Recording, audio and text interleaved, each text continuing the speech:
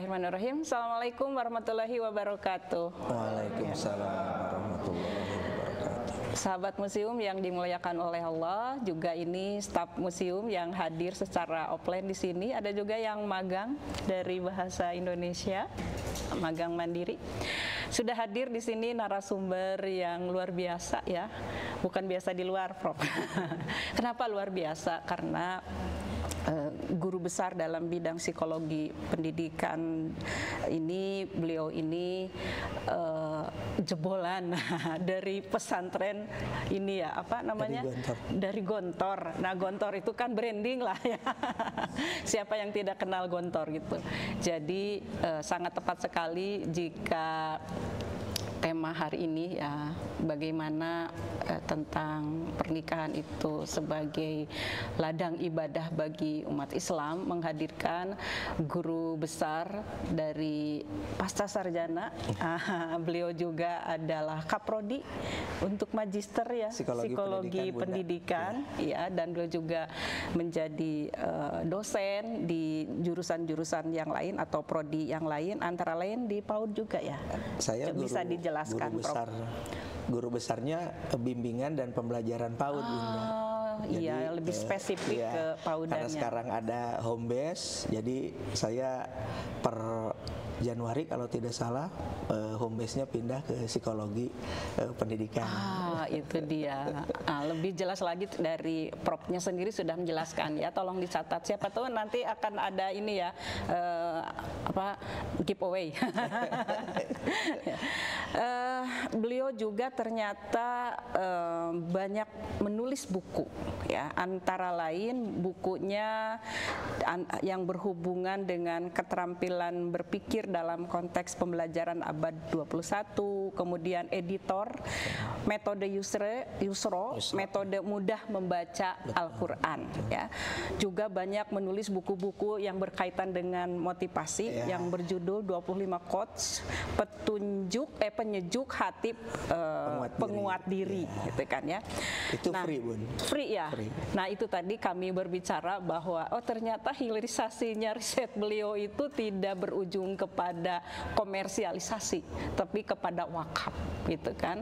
Nah, oleh karena itu menurut saya ini satu hal yang pengetahuan baru nih bagi saya ya. Sementara museum selama ini selalu mengatakan bahwa riset itu hilirisasinya dikomersialisasi dalam bentuk value ya, untuk ego kalau museum, Prof ya.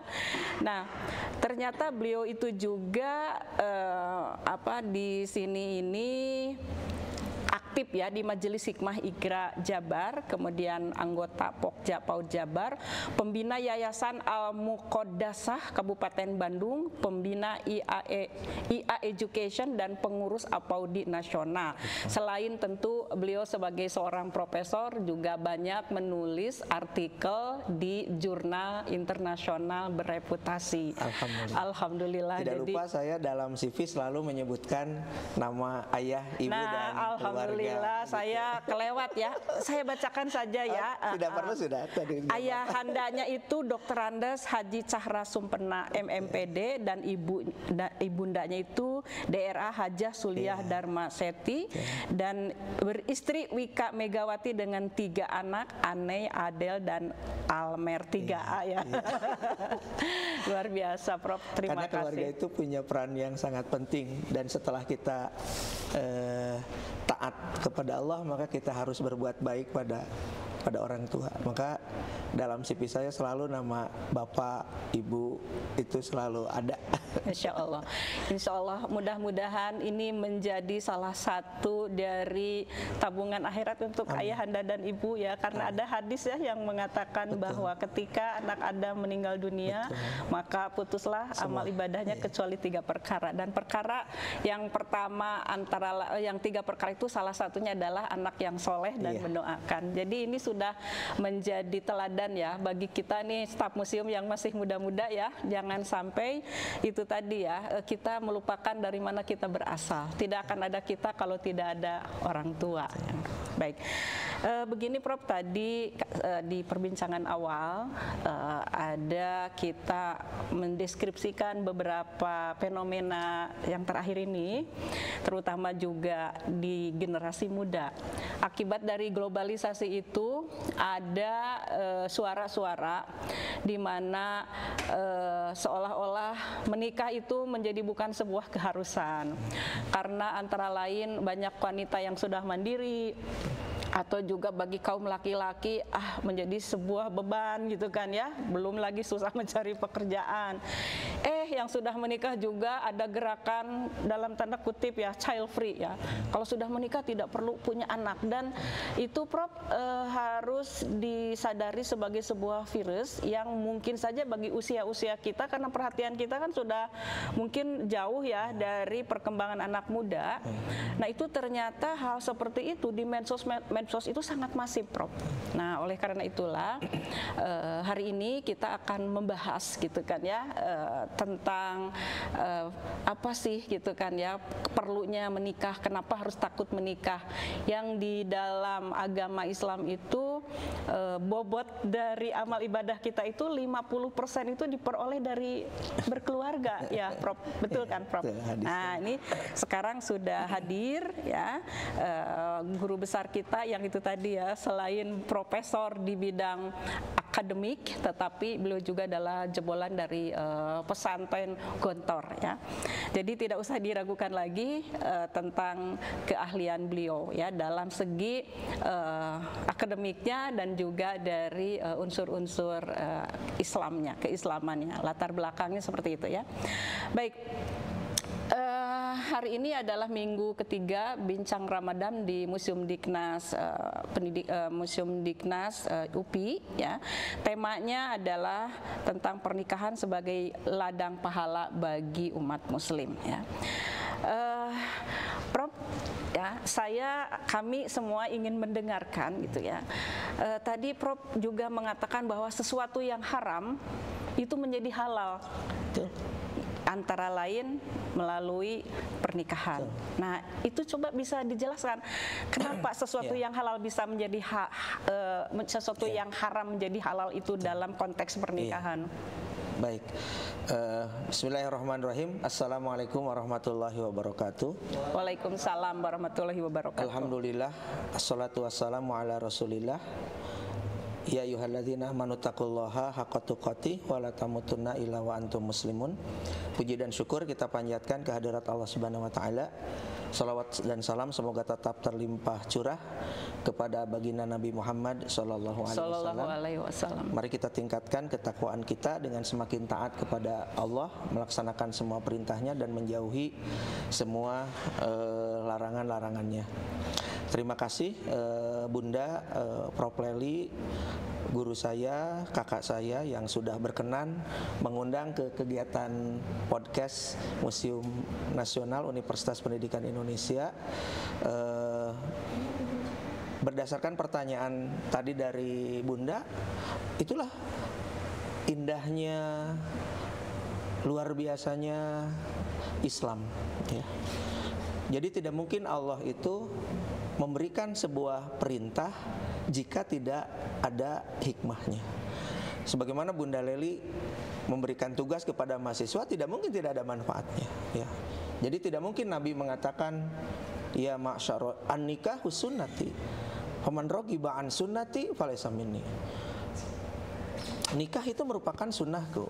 Barang siapa yang menolak sunnahku berarti bukan dari kami. Artinya di situ ada pelajaran yang sangat penting bahwa nikah ini adalah suatu perkara yang sangat fundamental di dalam aktivitas interaksi kemanusiaan ya.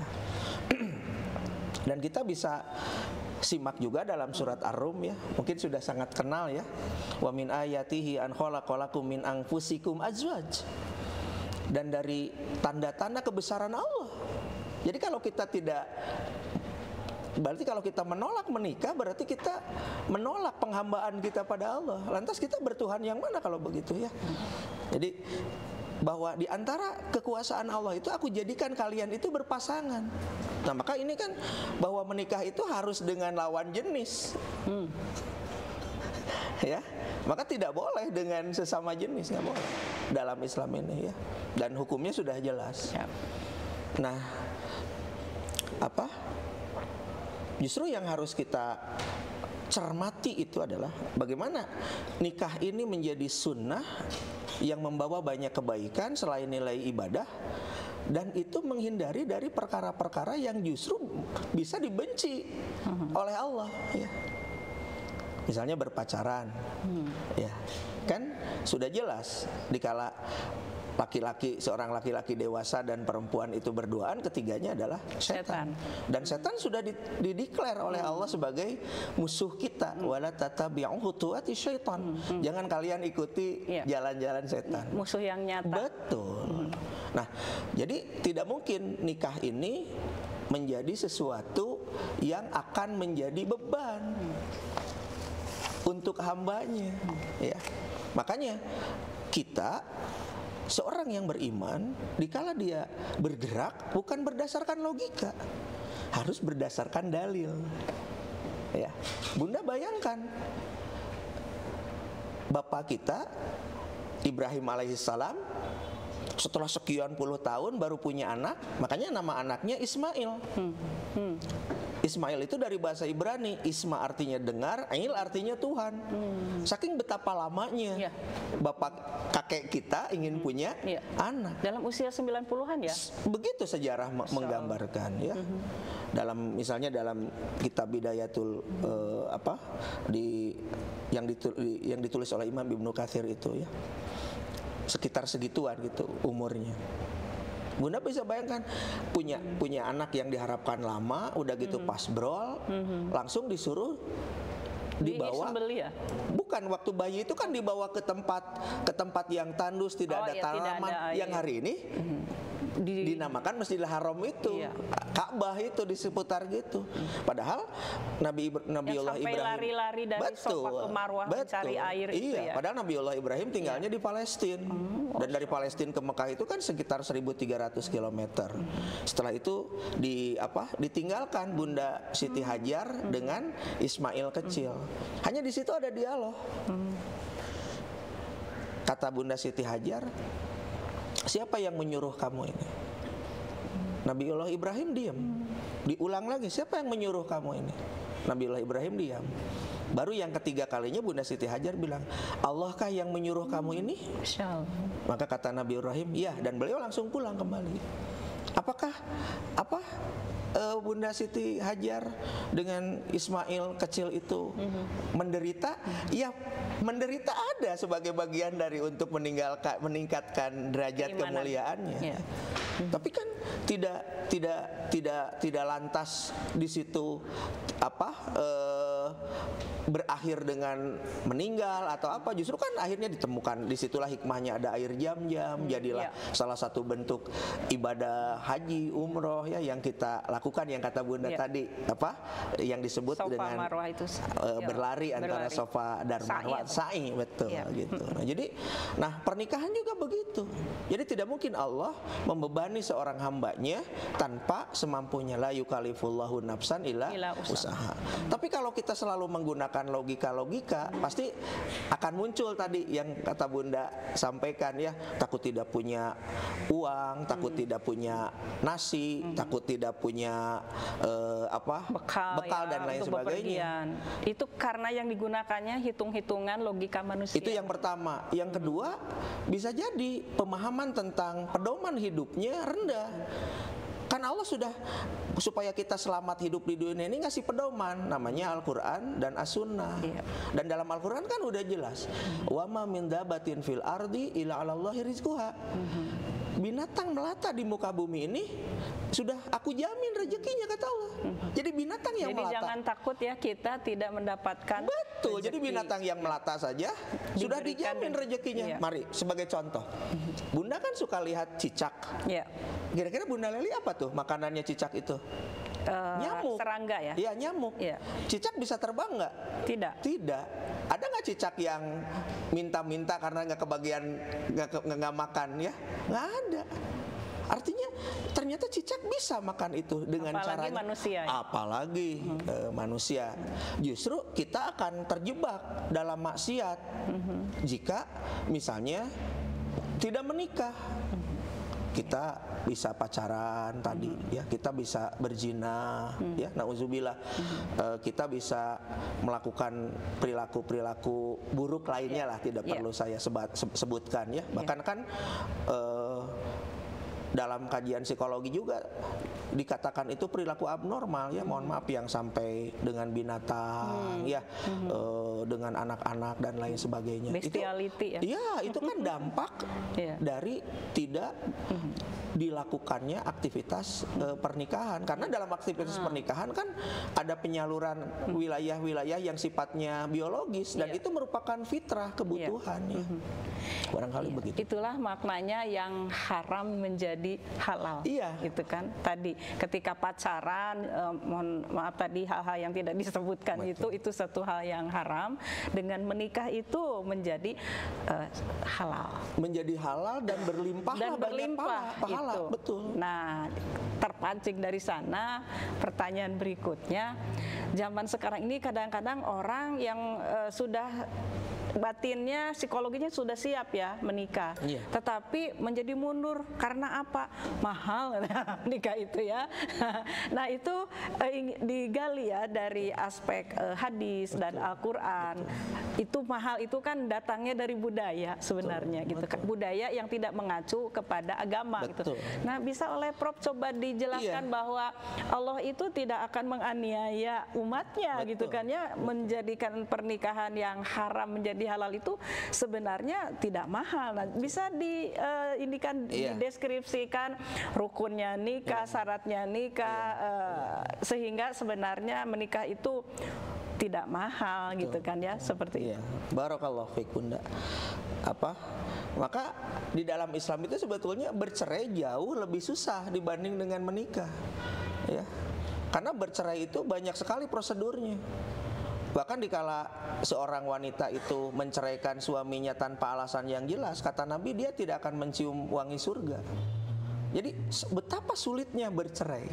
Tapi menikah itu kan dikala sudah terjadi ijab ya, di situ ada akad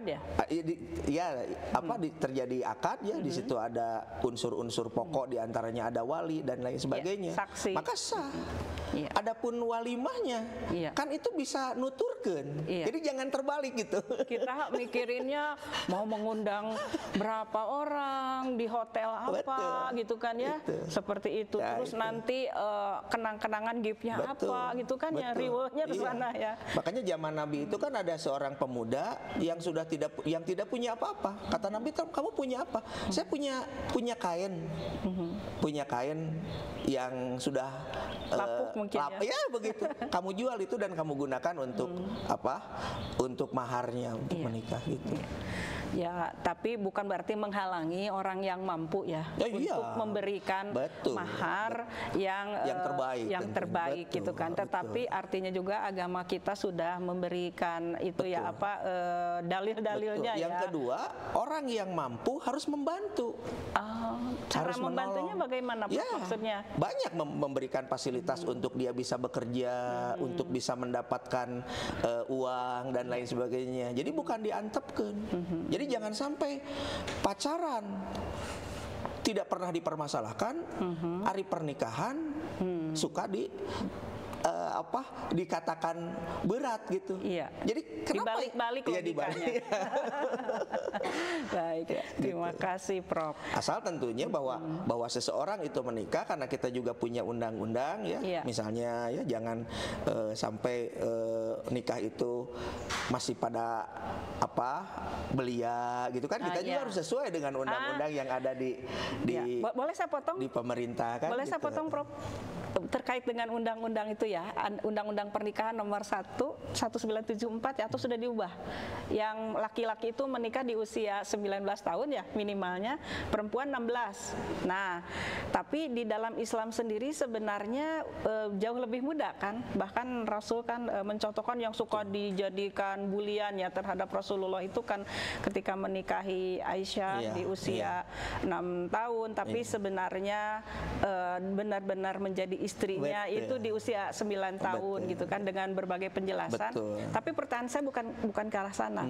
Pertanyaan saya ketika kan ada di hukum nikah kita itu masuk nih hukum negara ya, yang undang-undang itu.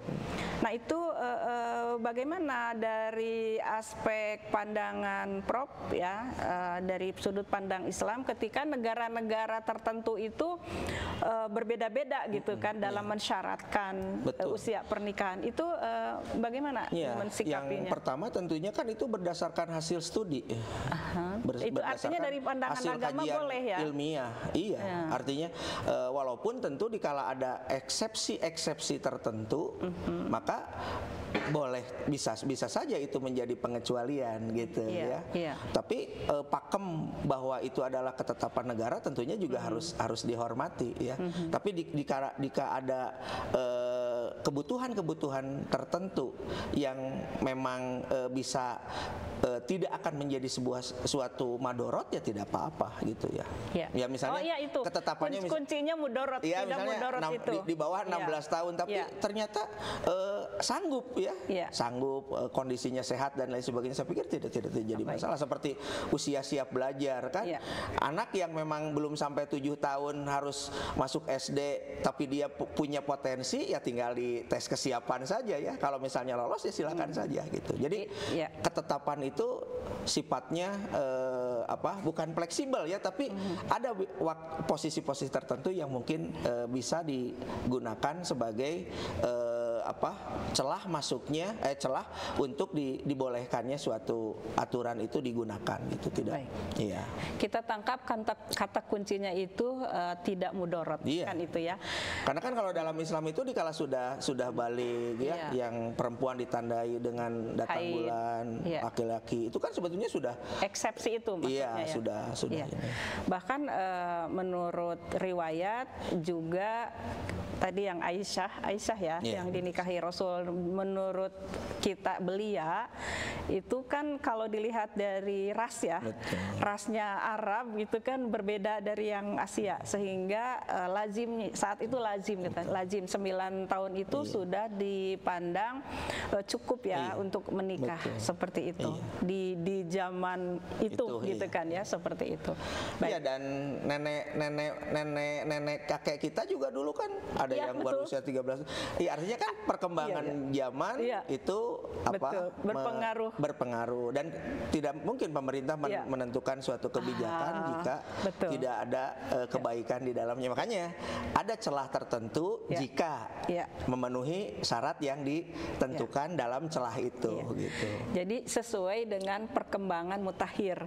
Saya jadi ingat ini Prof Mubi, panggilannya Prof Mubi ya. Prof Mubi itu panjang sekali ingatannya, daya ingat setia ya kalau dalam psikologi. Saya jadi ingat nenek saya sendiri almarhum Siti Khadijah namanya, menikahnya itu umur 11 tahun. Lulusan dari SR ya saat itu. Tetapi itu di zamannya gitu kan. Kalau sekarang kan di zaman sekarang ini apalagi dengan perempuan-perempuan banyak yang berkuliah gitu kan ya, sehingga usianya menjadi bertambah. Tidak bisa dibandingkan dari aspek apple to apple ya. Harus dilihat itu variabel-variabel zamannya. Tapi kita bukan berarti tidak mengamini bahwa ciri kedewasaan itu adalah masa balik. Itu juga tidak boleh kita ingkari karena itu adalah kan nasnya agama. Kita diingatkan lagi ciri bahwa seseorang itu sudah balik, perempuan seperti ini, laki-laki seperti ini. Itu kan agama yang menjelaskan gitu ya, dan tentunya kita tidak boleh mengingkari itu gitu ya.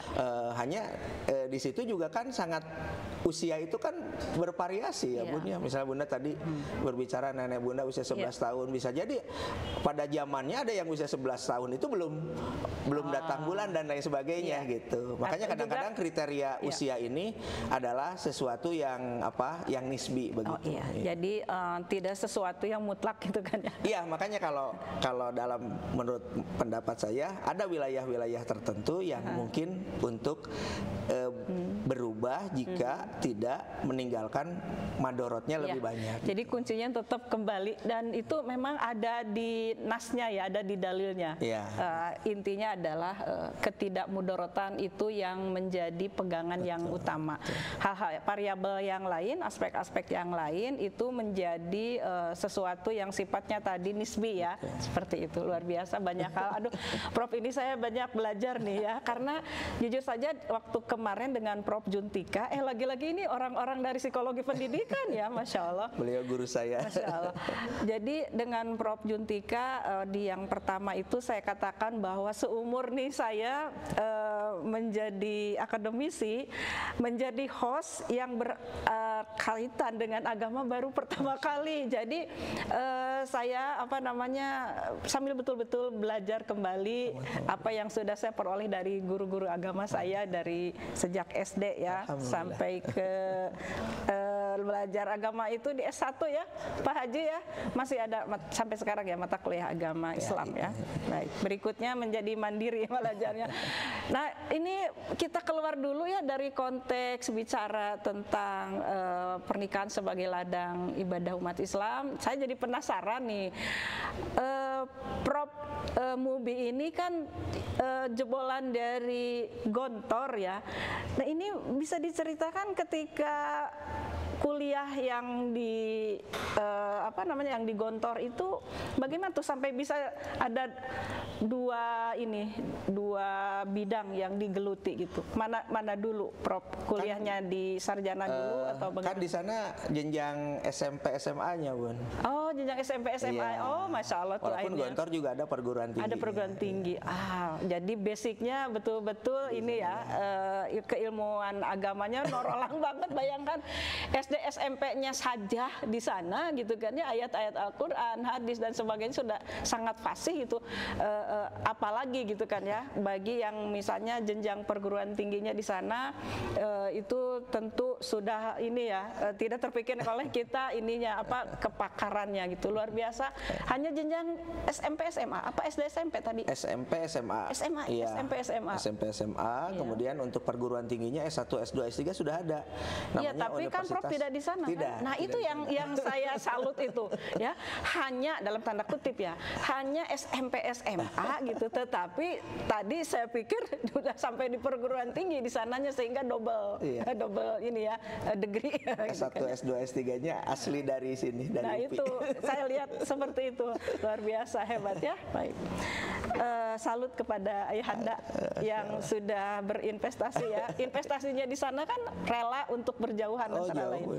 Bayangkan usia SMP, SMA di mana kita di sini kadang-kadang masih dikekepan gitu ya.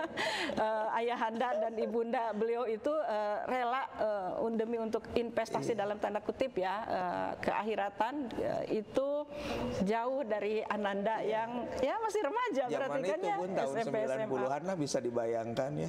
Tidak ada video call. Iya.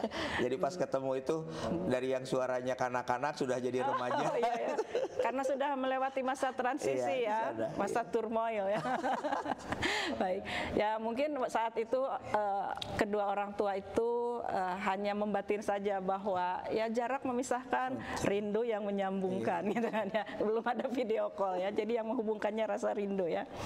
Baik, Prof, berikutnya ini saya ingin Prof mencoba untuk memberikan semacam inspirasi kepada ini keluarga-keluarga muda, sahabat museum yang belum berkeluarga juga, kiat-kiat harmonis dalam menjalin rumah tangga itu seperti apa? Baik, terima kasih Bunda Prof. Leli atas pertanyaannya yang sangat bagus ya. Maka di dalam Islam itu semuanya sudah clear, sudah jelas ya. Bahkan sampai urusan bagaimana buang air saja sudah diatur, sudah ya? jelas aturan mainnya. Nah, di dalam hadis itu dikatakan bahwa dunia ini perhiasan. Nah, dunia ini perhiasan. Ad-dunya mata'un. Dunia merupakan perhiasan. Dan kata Nabi, wa khairu mata'iha, dan sebaik-baik perhiasannya adalah al-mar'atus salihah. Dan yang sebaik-baik perhiasannya adalah istri yang soleh. Jadi, nah ini investasi yang sangat mahal sekali adalah dikala kita memiliki istri yang solehah gitu. Dan Nabi dikala menyampaikan tentang 4 perkara yang menjadi hal yang perlu dipertimbangkan dikala akan menikah, kata Nabi, tungkahul mar'ah li arba.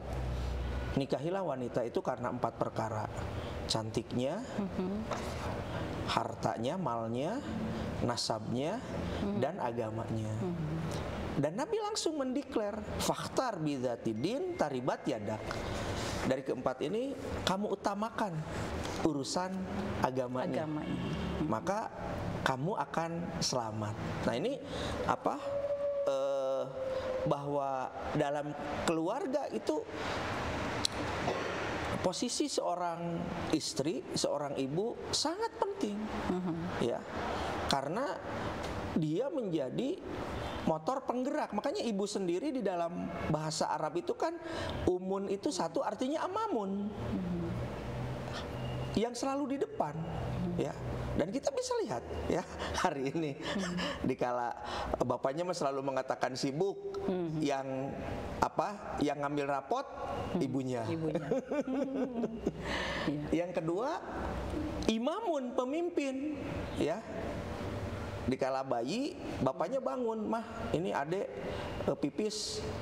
Udah gitu yang paling ke depan siapa yang memimpin untuk ibunya. Ini. Bapaknya mah tidur lagi dengan alasan betul Pak Denny gitu ya. Besok kan bapak mau ke kantor. Nah, ini bukan berarti menafikan peran bapak ya, betul. Karena bapak itu tugas utamanya mencari nafkah. Maka dalam quote yang lain dikatakan bahwa al-ummu madrasatul ula. Ibu merupakan sekolah yang pertama. Harusnya jangan titik. Itu koma. Wal abu mudiruha. Dan bapak adalah kepala sekolahnya. Jadi antara guru dan kepala sekolah itu kan akan selalu terjadi kerjasama yang baik gitu ya. Nah yang kedua adalah bapak. Terkait dengan bapak, Nabi tidak mengatakan sebaik-baik perhiasan dunia adalah bapak yang soleh, enggak. Nabi mengatakan khairukum li ahli wa ana khairun li ahli. Kata Nabi, sebaik-baik kalian wahai para suami, para bapak adalah yang paling sayang kepada keluarganya. Dan Nabi langsung mendeklar pada diri beliau, dan saya adalah bapak, dan saya adalah laki-laki yang paling sayang kepada keluarga. Jadi bapak yang baik adalah yang sangat penyayang kepada keluarganya, gitu ya. Maka kita tidak akan pernah menemukan Nabi itu berteriak-teriak kepada istri dan anak-anaknya, ya. Dan itu diriwayatkan oleh sahabat mulia Anas bin Malik, ya. Kemudian Zaid bin Harithah yang lama menjadi asisten rumah tangga beliau, tidak pernah mendengar Nabi itu teriak-teriak, gitu. Kemudian Nabi punya waktu dengan keluarga, ya. Bunda tahu nggak Nabi itu punya tugasnya berapa? Belum. Ada sekitar 8, Bun. Nabi ngurusin pendidikan umat, Nabi ngurusin ekonomi umat, Nabi ngurusin militer umat. Apalagi waktu itu kan Islam posisinya belum kokoh secara kepemerintahan, sering terjadi perang. Maka Nabi memikirkan militer. Nabi memikirkan juga tentang kesejahteraan. Ya. Jadi ada 8, sampai Nabi pun memikirkan tentang yang sifatnya pribadi, ada 8. Nabi Jadi, super sibuk kan? Ya, jadi konsep dari negara Madani juga kan dari Rasul dari deklarasi dari, Madinah ya. Tapi intinya bahwa Nabi kan awalnya dari yang 8. Iya, Nabi kan super sibuk intinya. Tapi Bunda bisa dapati banyak hadis Nabi itu sore berinteraksi dengan istri dan keluarganya. Bandingkan dengan kita. Kadang-kadang tidak ada ya waktu seperti yang tidak ada waktu gitu. Waktu yang untuk keluarga itu. Betul. Kalaupun di rumah kadang-kadang kita sibuk dengan masih mengerjakan pekerjaan kantor seperti saya. Nah, jadi itu apa? Itu yang dikatakan oleh Nabi. Iya. Bahkan Anas bin Malik itu berkata, "Kana Nabi yukhalituna." Jadi Anas bin Malik itu beliau kan pembantu, asisten rumah tangga, berarti kan peronnya paling belakang dia di dapur lah kira-kira, atau tukang bersih-bersih. Tapi kata Anas bin Malik radhiyallahu an, kata beliau, Nabi itu selalu memiliki waktu untuk berinteraksi dan menyapa kami. Ini sangat luar biasa profil dari seorang suami, seorang bapak yang sangat penyayang. Istri sudah, suami sudah, anak ya, anak. Nah, kita bisa lihat di surat Asy-Syu'ara ayat 49 dan 50 ya. Jadi ternyata anak itu titipan, Bun. Jadi kata Allah, di antara ciri-ciri kekuasaannya adalah aku berikan kepada kalian keturunan laki-laki dan perempuan. Perempuan dulu. Jadi ada di antara kita yang punya anak perempuan dulu, perempuan saja. Yang kedua laki-laki saja. Yang ketiga laki-laki dan perempuan. Ada nggak yang keempatnya? Ada. Kata Allah, wa ja'alahu aqima, dan ada yang dibuat mandul. Jadi ternyata memiliki anak itu bukan kuasanya manusia. Ini menggambarkan pasti semuanya ada maksud baik Allah. Betul, makanya ini menggambarkan bahwa anak itu titipan. Nah, ini mohon maaf ya, ini kita gunakan ilustrasi yang paling mudah aja. Bunda datang ke suatu minimarket, kemudian Bunda bertemu dengan mohon maaf ya, juru parkir. Kata juru parkir itu, silakan Bunda belanja senyamannya. Kendaraan Bunda kami yang jaga. Kira-kira Bunda regreg gak? Regreg. Bahkan Bunda dikala pulang, Bunda dicek dulu kendaraannya barangkali gimana. Kalau sudah sip, silakan Bunda naiki kendaraan ini. Kemudian saya doakan mudah-mudahan Bunda selamat sampai di tujuan. Jadi seseorang yang diberikan amanah tidak formal begitu saja menjaga dengan begitu baik. Nah sekarang anak itu kan investasi. Kalau kita menyia-nyiakannya, nanti bisa diambil oleh lingkungan buruk dan itu berbahaya. Makanya kata Allah di dalam Al-Quran, la tudoru walidun biwaladiha wala mauludun biwaladih. Itu di surat Al-Baqarah. Jangan sampai anak itu menjadi penderitaan bagi ibunya dan menjadi penderitaan bagi bapaknya. Hari ini banyak nggak anak yang menjadi penderitaan bagi ibunya dan bagi bapaknya? Ada nggak? Ada, banyak. Nah itu karena salah treatment, salah asuh, salah didik gitu. Nah maka istri yang solehah, ibu yang solehah dengan bapak yang baik, ini menjadi kombinasi untuk lahirnya anak-anak yang soleh dan soleha. Dan itu Allah ingatkan di surat An-Nisa ayat 9, jangan sampai di belakang hari kita meninggalkan generasi yang lemah gitu. Bunda juga tadi menegaskan tentang investasi setelah seseorang itu meninggal. 3, apabila anak Adam itu meninggal, idza mata ibnu Adam ingqata amaluhu ila min salasin, sedekah jariyah, ilmu yang dimanfaatkan, dan anak soleh yang mendoakan. Tidak cukup dengan soleh, tidak harus mendoakan. Tidak cukup mendoakan, harus soleh. Ini ada syarat, bukan hanya punya anak, tapi anak itu harus soleh dan anak itu dia mendoakan. Makanya dikala mohon maaf mungkin ayah bunda Leli sudah tidak ada, kira-kira yang dibutuhkan oleh ayah dan bunda kita yang sudah tidak ada apa? Mereka butuh makanan? Tentu tidak. Mereka butuh doa dari bunda.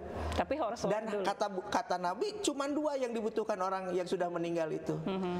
Ampunan Allah dan kasih sayangnya. Makanya doanya Allahumma gfir lahum warhamhum. Ya Allah ampunilah dosanya dan ya Allah kasih sayangnya. Nah ini merupakan tiga komponen yang harus kita siapkan. Jadi istri yang solehah, ayahnya yang soleh, insya Allah akan melahirkan generasi-generasi yang soleh juga dan solehah. Begitu Bunda. Baik, Masya Allah, ini ada hati yang menggigit nih karena ada beberapa orang tua dari staf kami yang belum lama meninggal ya, antara lain ayahandanya Pak Denny ya, dipanggil oleh Allah mendekati kemarin sebelum bulan puasa ya. Kemudian di hari Minggu kemarin juga ibundanya Ibu Siti, bendahara kami juga menghadap pada Ilahi Robbi. Mari kita doakan Allahumma gfir lahum warhamhum wa'afihi wa'afu anhum ya. Nah, ini pertanyaan berikutnya terpancing-pancing, terstimulasi oleh Prof juga nih. Tadi istri yang soleh gitu kan ya. Nah, istri yang soleh itu menjadi dalam pengetahuan saya shortcut menuju surga.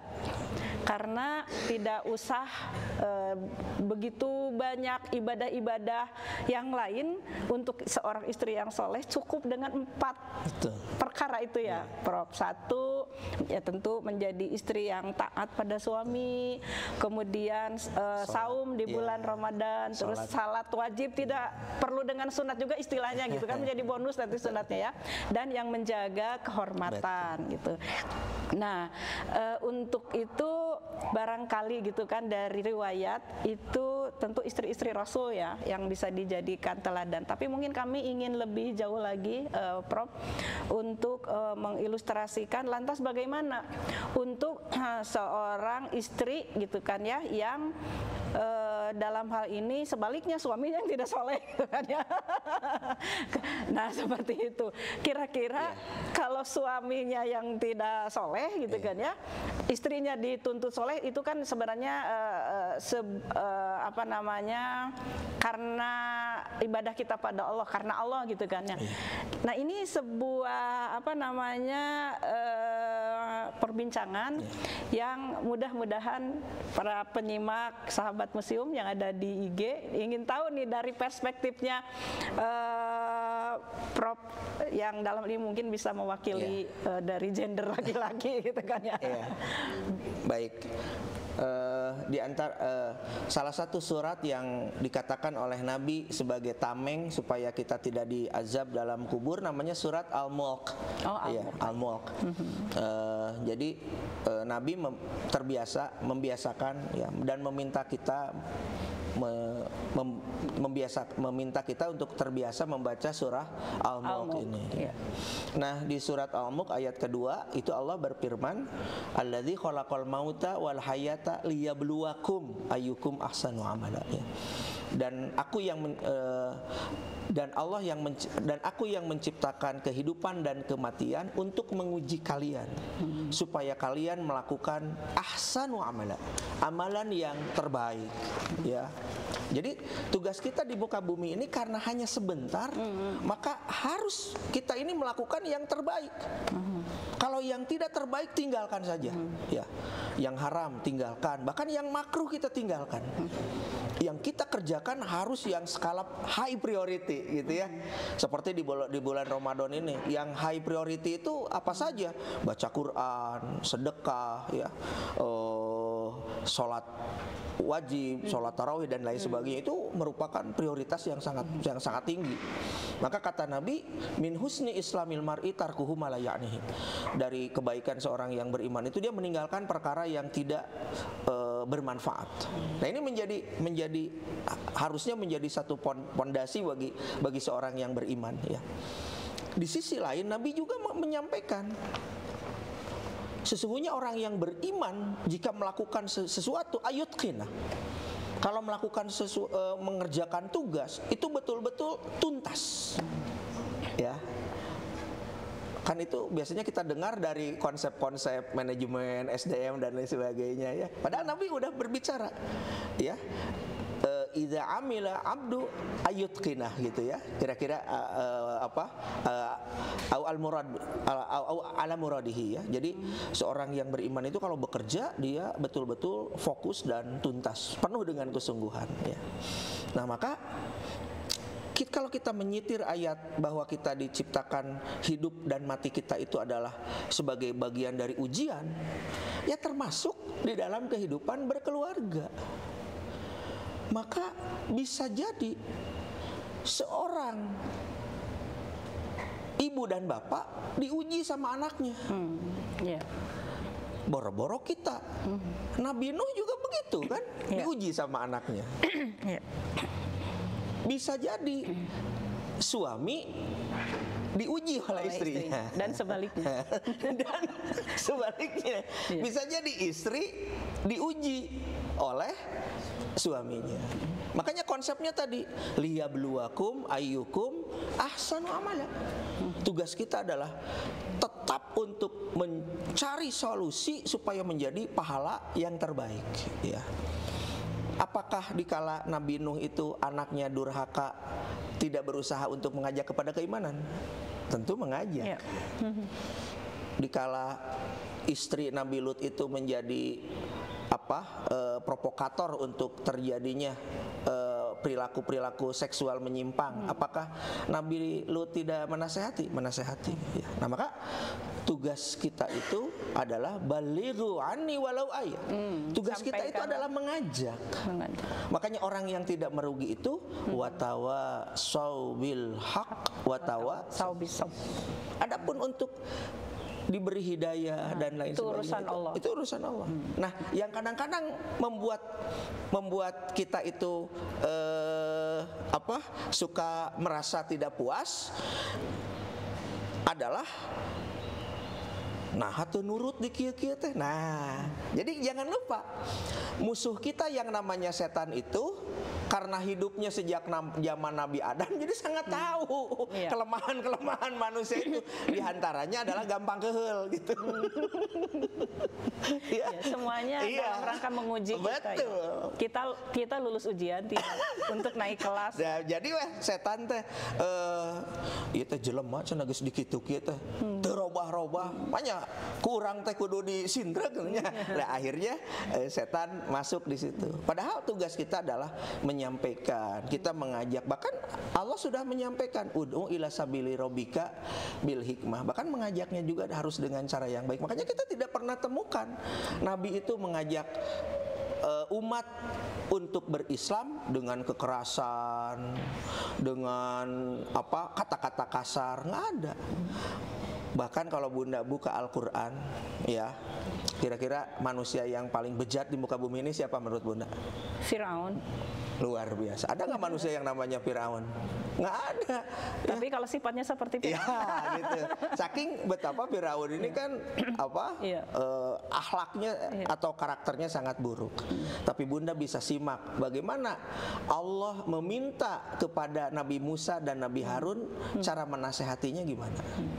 Ya, di mana kata Allah wa qulalahu qaulan layyina la'allahu yatadzakkaru aw yakhsha. Wahai Musa, wahai Harun, berikan nasihat kepada Fir'aun dengan cara lemah lembut. Mudah-mudahan dia kembali dan dia takut kepadaku. Tuh, coba ya. Tapi ternyata sampai akhir hayatnya ya, Fir'aun itu saya pernah mendengar bahwa menjelang ajalnya itu 70 kali minta tolong pada Musa ya. Kata Allah, coba kalau minta tolongnya sama aku akan kabulkan. Jadi mungkin mengingatkan kita ya bahwa tidak ada Tuhan selain Allah. Betul. Gitu kan. Nah, makanya dikala ujian itu kita kembalikan kepada Allah yang memiliki kita, maka pasti selesai. Nanti akan tenang. Nah, itu yang masalah untuk mengembalikan pada Allah, itulah yang kadang-kadang kita ini selalu hilaf. Makanya kita butuh ilmu, dan ilmu itu namanya ilmu agama. Antara lain melalui Prof. Mubi ya hari ini. Jadi, Masya Allah. Saya kan yang saya sampaikan juga kalau Allah kalau Rasul kan ilmu agama itu sangat penting karena yang lebih tahu kita adalah yang menciptakan kita. Iya. Gitu. Bukan diri kita ya. Bukan diri nah, kita. Manusia kadang-kadang Kan kita mah semuanya sombong, juga ya. pinjaman. Iya. Pinjaman. Semuanya Dipinjam gitu. Baik. Iya. Maka kita percayakan kepada yang menciptakan kita. Misalnya kata Allah, "Ala bidzikrillah tatmainnul qulub." Kamu banyak mengingat aku, maka kamu akan tenang. Iya. Tafarrag li ibadati. Kamu harus punya banyak waktu untuk beribadah kepadaku. Maka aku akan jadikan kekayaan di hatimu dan aku akan asudda al-faqr. Aku akan tutup kepakiran kalian. Tapi kalau kamu tidak melakukan itu, aku akan jadikan kekurangan terus dalam hatimu dan kesengsaraan terus dalam hidupmu. Dan terjadi kan, mereka yang mencari terus mengejar dunia kan nggak pernah beres-beres pun urusannya. Ya. Seperti fenomena yang sekarang ini marak ya. Makanya hari ini sangat bagus kita berbicara agama, kita membicarakan bagaimana keagungan Allah. Di antaranya adalah karunia Allah yang sangat besar adalah dalam salah satu titahnya atau perintahnya adalah untuk menikah. Iya. Kembali lagi ke laptop ya. Jadi tidak kemana-mana. Kembali lagi kepada tadi ya, bahwa menikah itu menjadi ladang ibadah umat Islam. Ya, dan banyak kan kaum yang mereka menentang perintah nikah ini kan berakhir dengan tragis. Dengan tragis ya gitu. Bagaimana mohon maaf ya, orang jadi berbuat zina, kan berbuat zina itu kemudian lahir anak, siapa identitasnya nggak jelas. Jadi ini dosa jariahnya ya sampai ke anak cucu ya. Betul. Tapi kan kalau dalam Islam jelas binnya siapa. Mubiar bin Cahra Sumpena, ya Bunda Leli bin Ayah, itu jelas. Binti Nasuha. Ya, binti ya udah jelas kan ini. Coba kalau tidak ada pernikahan. Makanya nasab itu jelas kan Nabi itu dari siapa gitu. Masya Allah. Baik, kita coba dulu beralih ke ini ya, banyak pandangan-pandangan dari orang Barat yang sekuler gitu. Kadang-kadang katanya perempuan dalam pandangan Islam itu tidak diperlakukan dengan adil. Seperti itu tadi ya, misalnya di dalam rumah itu kan yang jadi imam adalah laki-laki kan gitu kan ya. Kemudian waris juga perempuan itu hanya setengahnya ya dari laki-laki. Nah ini pandangan-pandangan Barat terhadap perspektifnya bahwa perempuan di keluarga di dalam pernikahan itu dalam konteks perspektif mereka itu tidak sejajar gitu dengan kaum laki-laki. Nah itu oleh Prof. Mubi bisa dijelaskan kepada kami pandangan perempuan, kemuliaan perempuan dalam Islam itu seperti apa dari perspektif kita? Kan kalau mereka takarannya menggunakan logika. Kalau beragama ini nggak boleh pakai logika. Beragama ini harus pakai dalil kan. Sebagaimana dikala seseorang itu batal wudhu, maka yang dibasuh kan bukan tempat keluarnya angin. Jadi kan kalau dilogikakan nggak nyambung ya. Jadi kalau pakai logika apalagi pakai perasaan, maka seolah-olah tidak terjadi keadilan. Tidak terjadi keadilan ya. Padahal Nabi bilang dan diulang 3 kali. Kata Nabi, ya Rasulullah, siapa yang harus aku muliakan? Nabi mengulang berapa kali? 3. Siapa? Ibumu. Kalau Islam itu diskriminatif, mungkin kata Nabi itu bapakmu, ya, abahmu. Itu ayat tadi disebut. Ini betapa luar biasanya Islam dalam memuliakan wanita, memuliakan perempuan gitu ya. Kemudian dalam perspektif yang lain ya, dosa yang paling besar kepada siapa setelah kepada Allah? Ibu. Surga ada di bawah. Ya, walaupun itu hadisnya perlu dipertanyakan ya. Hadisnya bukan hadis yang sahih. Ya, tapi menggambarkan betapa ibu ini memegang peranan yang sangat penting. Makanya hati-hati para ibu ini, jangan sembarangan mendoakan ya. Ini kalau sembarangan mendoakan malaikat mengamini, gimana itu bisa kejadian ya. Nah, ini menggambarkan betapa sedikit gitu tentang betapa mulianya seorang wanita di dalam pandangan Islam. Ya. Bahkan disebutkan bahwa di antara wanita-wanita ahli surga, misalnya istrinya Firaun, itu sudah disebutkan kan, bahwa bahwa tidak hanya laki-laki kan, tapi wamra'atu Firaun dikatakan di situ ya, istrinya atau perempuannya Firaun, dia menjadi ahli surga. Nah, ini menggambarkan, bahkan ummahat, kita menyebut bunda istri-istri Rasul itu ummahatul mukminin, ibunya orang-orang yang beriman. Ini menggambarkan betapa Islam ini sangat memuliakan perempuan ya. Karena perempuan itu penyabar. Perempuan itu penyabar. Bahkan sangat kuat. Ya. Itu Bu Wika dulu waktu melahirkan itu kan, apalagi ya takdirnya harus keluar dengan cara operasi. Tapi kan selain memikirkan anak juga memikirkan suami. Tetap ya harus, kalau kata orang Sunda mengawulaan. Itu kan kalau di materi kan nggak bisa diuangkan ya gitu. Jadi sekali lagi bahwa Islam itu sangat respect tinggi kepada perempuan ya. Bahkan ibadah haji, ibadah umroh, tentunya yang afdol itu, yang terbaik adalah dengan mengajak pasangannya, mengajak istrinya, ya mengajak muhrimnya begitu. Nah ini sebagai, bahkan kata Nabi, yang punya anak perempuan 2 dan bisa mendidiknya sampai balik tanpa ada masalah, dia sama saya hakada di surga. Dia dengan saya di surga seperti ini. Artinya betapa sangat mulianya. Iya, betapa sangat, satu sangat penting, 2 sangat mulia dalam mendidik anak-anak perempuan. Insyaallah. Ya. Masya Allah. Luar biasa ya bincang kita. Makanya nggak boleh seorang laki-laki membentak istrinya, nggak boleh. Nabi itu nggak pernah membentak. Bahkan Nabi itu dikala bertanya kepada Bunda Aisyah, ada nggak sesuatu yang bisa aku makan hari ini? Bunda Aisyah itu langsung merah wajahnya. Saking, aduh nggak enak ya, udah nggak ada apa-apa di rumah. Apa jawaban Nabi? Ya kalau begitu aku akan saum. Masya Allah. Bukan marah-marah. Iya. Kalau zaman sekarang itu, saking betapa Nabi itu menghargai istri gitu, menghargai perempuan gitu ya. Makanya kata Nabi, khairukum linisaikum. Sebaik-baik kalian adalah yang paling penyayang kepada perempuan. Karena perempuan itu Bun, kadang-kadang tidak semuanya itu diperbalkan. Iya. Kadang-kadang semua disimpan di dalam hati, walaupun itu adalah sebuah ketidaknyamanan.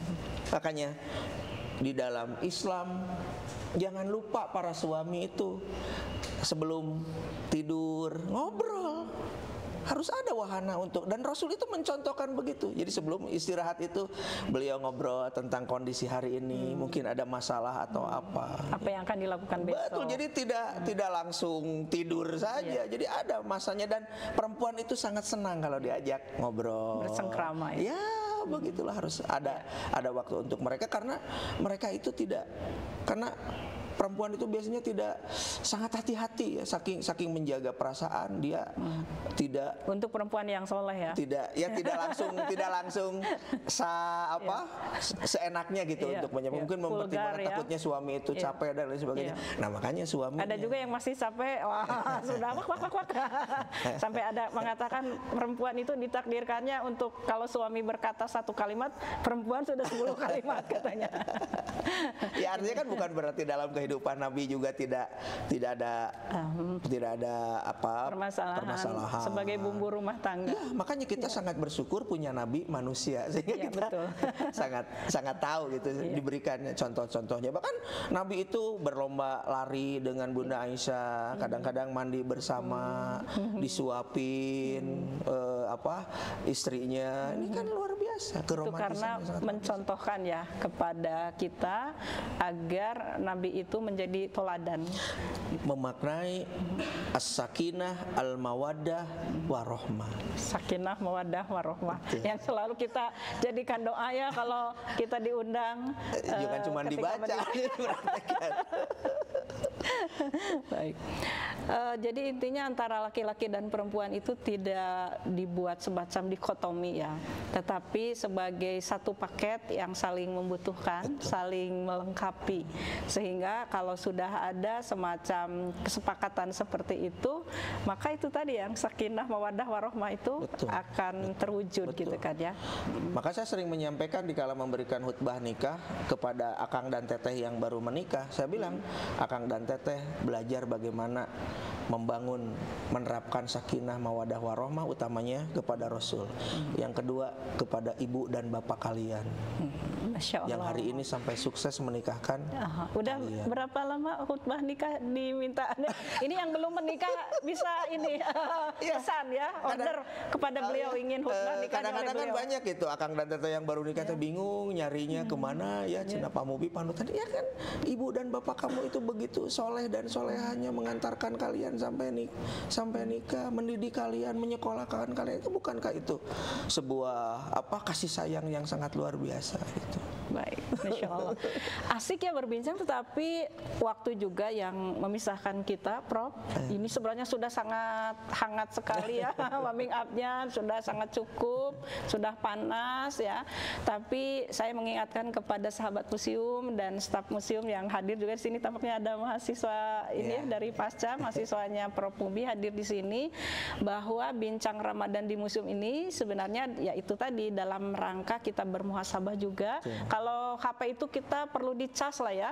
Saya yang sudah setua ini pun sudah tidak muda lagi. Ternyata terima kasih sudah banyak diingatkan oleh Prof. Mubi, dan selalu kami mengingatkan bahwa Ramadan itu antara lain surat ya yang mewajibkan kita saum itu di Al-Baqarah 183 ya, bahwa Allah bersabda, wahai manusia yang beriman gitu, diwajibkan atas kamu untuk berpuasa sebagaimana kami mewajibkan kepada umat-umat sebelum kalian gitu kan. Insya Allah bertakwa. Ya, supaya bertakwa. Terima kasih sudah dikompliti.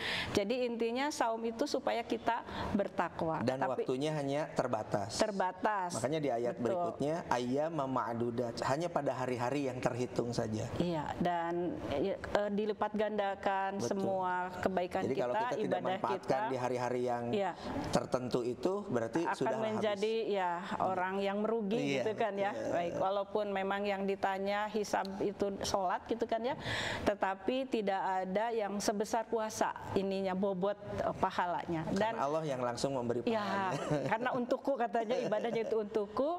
Dan salah satu yang juga bisa memberikan kontribusi di bulan puasa ini menabung, berinvestasi untuk di akhirat adalah bermuamalah kepada pasangan bagi yang sudah berkeluarga, dan yang belum, niatkanlah bahwa ketika berkeluarga itu bobotnya itu tadi ya sampai 50% ya. Dan sedekah yang paling utama itu sedekah pada keluarga. Kepada keluarga ya. Jadi aneh kalau ada suami sok pedit ke pamajikan. Selingkuh aja. Enggak, selingkuh di sini bukan berarti selingkuh terhadap pasangan jenis ya. Selingkuh di sini memberikan sesuatu di luar keluarga tanpa sepengetahuan pasangan juga itu selingkuh. Jadi kalau tidak dikala istri bilang, Pak, balanya teh 100.000, pasien 200.000. Nah itu ya, ini para pesuami lah. lain dipotong 50%. Terus yang 50% juga dikemanakan lagi ya. Ini terutama untuk nasihat untuk kaum laki-laki. Mohon maaf, hari ini kan ada fenomena hari ke orang lain royal gitu. Hari ke keluarga, dan ada fenomena hari ini Bun. Jadi hari di luar kelihatan sangat penyayang, banyak fansnya gitu. Pada saat di rumah menjadi seseorang yang sangat menakutkan bagi suami dan bagi anak dan istrinya. Kan ini suatu hal yang ironi. Gitu. Itu dari fakta, dan kalau ini live ya ya, dan nanti setelah diedit juga akan kita tayangkan di YouTube Museum. Insya Allah semua perbincangan terutama dari Al Mukarram ya, Profesor Mubi ini menjadi amal jariah beliau. Amin. Ya, kebaikan beliau kepada kita. Jangan kapok kalau suatu saat kami mengundang lagi Prof. Insya Allah nanti mudah-mudahan sekarang kan baru tumblernya Bun, yang prophetic education. Aduh, saya jadi deg-degan nih untuk saya bukan? Ya. Untuk museum kali ya. Jangan GR dulu nih. Ini, nah ini untuk yang untuk museum nanti yang capnya cap prodi. Cap prodi ya. Aduh, terima kasih. Tolong diabadikan ya. Ini museum mau ada kenang-kenangan. Untuk prophetic Bun, prophetic education. Iya. Ini untuk museum ya, Prof. Yang untuk museum yang ini, yang satu lagi yang dari prodi. Ini untuk siapa? Itu untuk host untuk. Ore. Maaf ya Anda yang nonton tidak dapat ya. Terima kasih, Prof. Nah, ini baru tumblernya. Mudah-mudahan tidak lama lagi bukunya akan terbit ya. Tapi ada bocoran saya bisa dapat atau ya, museum? Insya Allah. Nanti kita obrolkan lagi di sini. Ya. Dan Bismillah saya niatkan bahwa itu adalah untuk sedekah saya, Masya untuk Allah. Umat, untuk wakaf ya. Jadi buku itu tidak dikomersilkan. Iya. Berinvestasi dalam Islam itu bukan nabung ya, tapi berinfak dan bersedekah. Sehingga kalau berhitungnya dengan Allah itu akan diberikan rezekinya yang di luar dugaan kita. Ya. Kalau dalam matematik itu simbolnya gini ya, tak terhingga. Silakan Bunda. Ya. Terima kasih. Kemudian ini untuk museum dari prodi ya, dari prodi psikologi pendidikan. Dari magister ya, psikologi pendidikan, di mana beliau menjadi kaprodinya. Nah, ini warnanya merah, yang tadi kuning ya. Betul. Jadi tidak akan tertukar. Nah, untuk surprise, alhamdulillah buku saya yang terbaru, Prof, tentang deep learning, penguatan kolaborasi dan komunikasi, alhamdulillah sudah terbit ya. Wah, ini deep learning yang sedang happening sekarang ya, dari lebih Pak Mendiknas kepada kemampuan kolaborasi dan komunikasinya. Adapun untuk berpikir berpikir kritisnya sudah ada di episode sebelumnya. Tinggal diakses saja tinggal di Google saja, di googling nanti akan ditemukan. Kan ini berdasarkan 4C yang dari dari UNESCO atau apa ya waktu itu ya. Kreatif yang seperti jadi berpikir kreatif dan berpikir kritisnya itu di buku yang biru itu sudah terbit tahun 2021 kalau tidak salah. Nah, ini untuk kolaborasi dan komunikasinya.